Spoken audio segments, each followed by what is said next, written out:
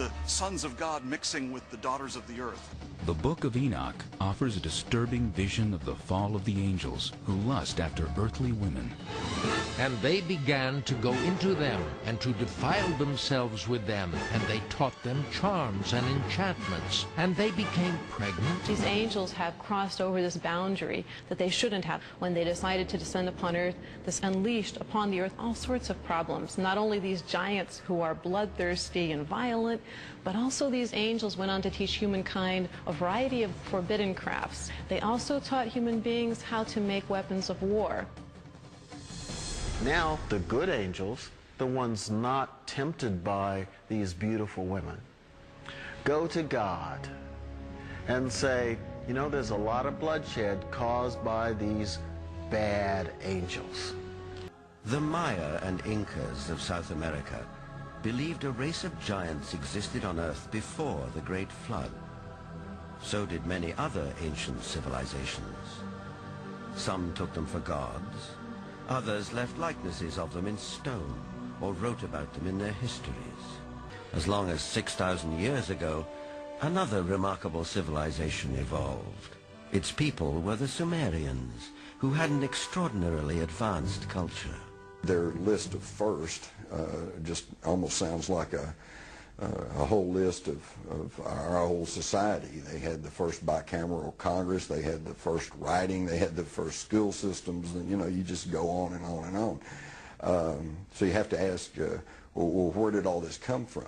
And I think that you need to turn to the ancient Sumerians themselves and listen very carefully to what they have to say, because what they have to say, not just in one place, but over and over and over again, is that they were taught civilization by these beings that came from the heavens to the earth. The Sumerians wrote down their history on clay tablets like these, which lay ignored in a Berlin museum for half a century. Few people have been able to decipher this ancient language, but one of them is Zechariah Sitchin.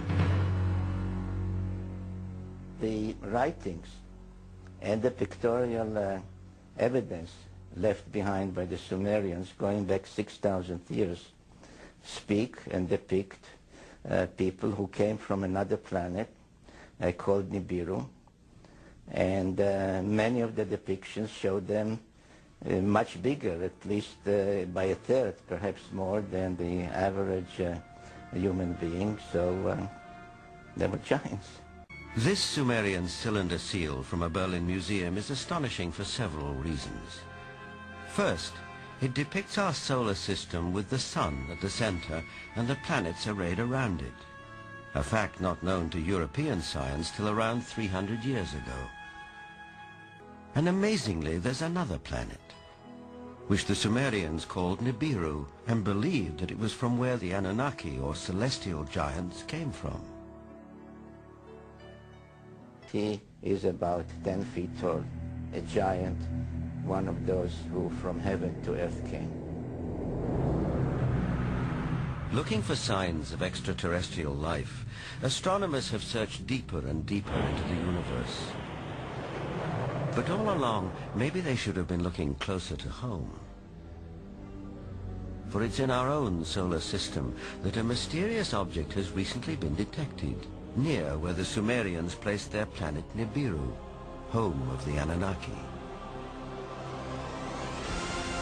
For the believers, this is convincing evidence that the celestial giants are real.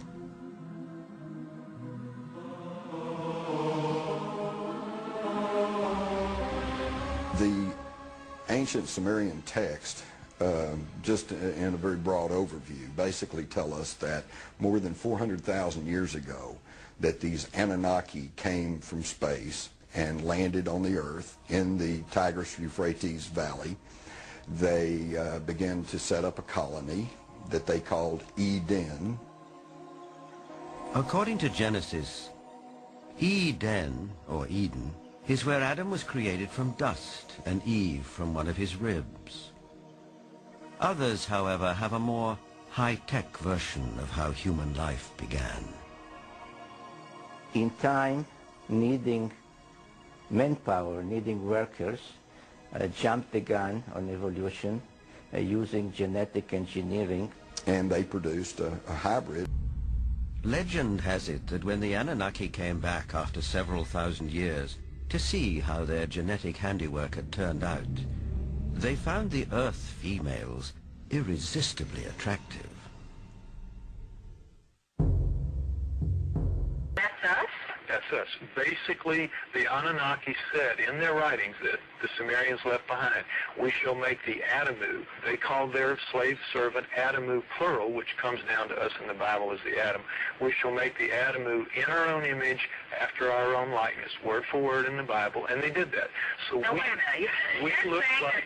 that we, the modern race of people, were genetically engineered by this superhuman race of aliens that came from other planets. And that we look like them. In the cylinder seals that we have, the 5,000 or so cylinder seals that we have out of the Sumerian culture, depicting gods and humans on the same cylinder seal at the same time, they always look the same. How did we lose 2 chromosomes? All primates have 48 chromosomes. We have 46. That is an awful lot of DNA. Where did it? If you read the Sumerian texts, the Anunnaki flourished from around 400,000 years ago, and by the way, they called where they lived in the Tigris-Euphrates Valley, the Eden. That was their word for where they lived. We've heard Adam, and we've heard Eden. Well, it turns out that a lot of the Old Testament is an attempt to rewrite the Sumerian epics of creation because they were considered to be the guys with the word. I have to break here. Accounts of godlike visitors abound. For example, in the books of the Tibetan Kanchur.